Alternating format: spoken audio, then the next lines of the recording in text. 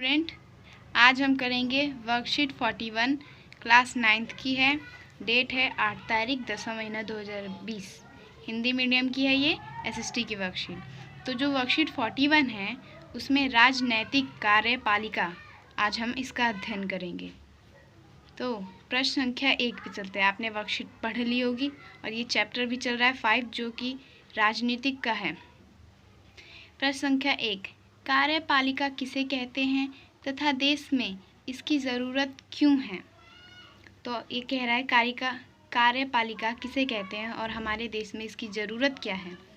तो आंसर है, देश में संसद द्वारा पारित विधेयक या कानून को अमालीजन मतलब लागू पहनाने के लिए कार्यपालिका की ज़रूरत होती है। अतः सरकार की नीतियों को कार्य रूप देने वाली संस्था को कार्यपालिका कहा जाता है।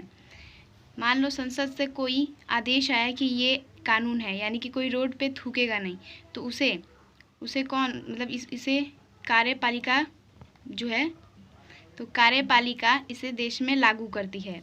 संसद तो दे देगा आदेश कि ये कानून है कि कोई रोड पे नहीं थूकेगा, कार्यपालिका उसको लागू करती है। प्रश्न संख्या 2 पे चलते हैं।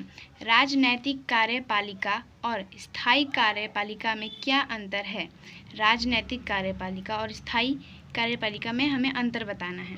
तो आंसर है, राजनैतिक कार्यपालिका, इनका निर्वाचन जनता द्वारा एक खास अवधि के लिए किया जाता है। राजनैतिक कार्यपालिका वो होता है जो कि जनता द्वारा वो चुनाव द्वारा होता है और ये एक खास अवधि जैसे कि 5 साल 6 साल बाद ये होता है। फिर स्थायी कार्यपालिका, ये लंबे समय के लिए नियुक्त किए जाते हैं। इनको स्थायी कार्यपालिका या प्रशासनिक अधिकारी या सिविल सर्वेंट या नौकरशाह भी कहते हैं। ये लंबे समय के लिए होता है और ये एक खास अवधि के लिए, यानी कि खास अवधि मान लो 5 साल के बाद इसे हटा दिया जाएगा, लेकिन ये लंबे समय यानी कि इसे लंबे समय के लिए रखा जाता है। अब चलते हैं प्रश्न नंबर 3 पे। हमारे देश में प्रधानमंत्री को कौन कौन से अधिकार प्राप्त है, वर्णन कीजिए। हमारे देश में प्रधानमंत्री जो है उनको क्या क्या अधिकार मिलते हैं करने को। तो यहाँ पे आया आंसर, सरकार के प्रमुख होने के नाते प्रधानमंत्री के व्यापक अधिकार होते हैं। पहला, कैबिनेट की बैठक की अध्यक्षता करना। दूसरा, विभिन्न विभागों के कार्यों में समन्वय करना। तीसरा, विभिन्न विभागों के आपसी विवादों में निर्णायक भूमिका निभाना। चौथा, विभिन्न विभागों के कामों पर सामान्य निगरानी रखना। पांचवा, सभी मंत्रियों के कामों का वितरण करना। कैबिनेट के भीतर सबसे प्रभावशाली व्यक्ति प्रधानमंत्री होते हैं।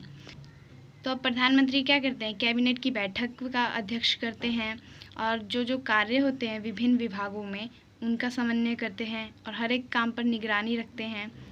और जो विभिन्न विभागों के आपसी विवाद जो होते हैं, मान लो विवाद हुआ तो उसका निर्णय कौन करेगा, निर्णय की भूमिका निभाते हैं प्रधानमंत्री।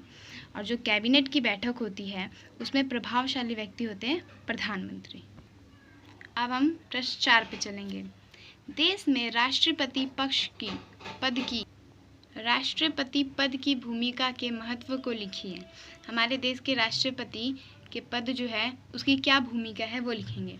तो सबसे पहले जानते हैं हम, राष्ट्रपति राष्ट्रीय अध्यक्ष होते हैं। राष्ट्रपति का चयन सीधे जनता द्वारा ना होकर संसद और विधानसभाओं के सदस्यों द्वारा होता है। राष्ट्रीय अध्यक्ष केवल नाम मात्रा के अधिकारियों का प्रयोग करता है। फिर भी देश के सभी राजनीतियों संस्थाओं के कामों की निगरानी करना, सारे कानून और सरकार के प्रमुख भूमिका निभाते हैं। सभी प्रमुख नियुक्ता जैसे भारत के प्रमुख न्यायाधीश, राज्य के न्यायपालों के न्यायाधीश, राज्यपालों, चुनाव आयुक्त आदि के नियुक्त करता है। भारत के रक्षा बलों का सुप्रीम कमांडर राष्ट्रपति होता है। कोई विधेयक राष्ट्रपति की मंजूरी के बाद कानून बनाता है। अब जानते हैं मतलब, जो राष्ट्रपति होता है वो क्या होता है, राष्ट्रीय अध्यक्ष। और राष्ट्रपति का जो चयन होता है वो जनता द्वारा नहीं होता, वो होता है संसद और विधानसभाओं के सदस्यों द्वारा। अब किसी मंत्री का तो हो जाता है ना चयन जनता द्वारा, लेकिन राष्ट्रपति का चयन जनता द्वारा ना होकर विधानसभाओं और संसद द्वारा होता है। राष्ट्रीय अध्यक्ष केवल नाम मात्र के अधिकारियों का प्रयोग करते हैं, जो राष्ट्रीय अध्यक्ष होता है। फिर भी देश के सभी काम, जैसे राजनीतिक संस्थाओं के कामों की निगरानी करना, सारे कानून और सरकार की प्रमुख भूमिका निभाते हैं।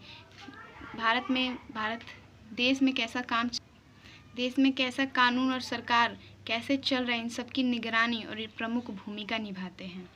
सभी प्रमुख नियुक्तियां, जैसे भारत के प्रमुख न्यायाधीश, राज्य के न्यायपालों, न्यायाधीशों, राज्यपाल, चुनाव उपायुक्तों आदि की नियुक्त करते हैं। मतलब ये चुनाव, न्यायपाल, राज्य सभी को देखते हैं। फिर ये मेन है, भारत के रक्षा बलों का सुप्रीम कमांडर राष्ट्रपति होता है। जो भारत का रक्षा बल होता है उसका सुप्रीम कमांडर है हमारा राष्ट्रपति। कोई विधेयक राष्ट्रपति की मंजूरी के बाद कानून बनाता है। अब विधेयक को कोई कानून बनाना है कि कोई भी कूड़ा कचरा ना फेंके, तो वो राष्ट्रपति की मंजूरी के बाद ही कानून बनाएगा। ये हो गया है हमारा कंप्लीट वर्कशीट 41 जो एसएसटी की थी। अगर आपको कुछ भी डाउट हो तो कमेंट में पूछ सकते हैं, और इस चैनल को सब्सक्राइब करें और आगे की वर्कशीट को जल्दी पाने के लिए, और लाइक भी करें और दोस्तों को शेयर करें ताकि वो भी इस आंसर वेयर जल्दी देख लें।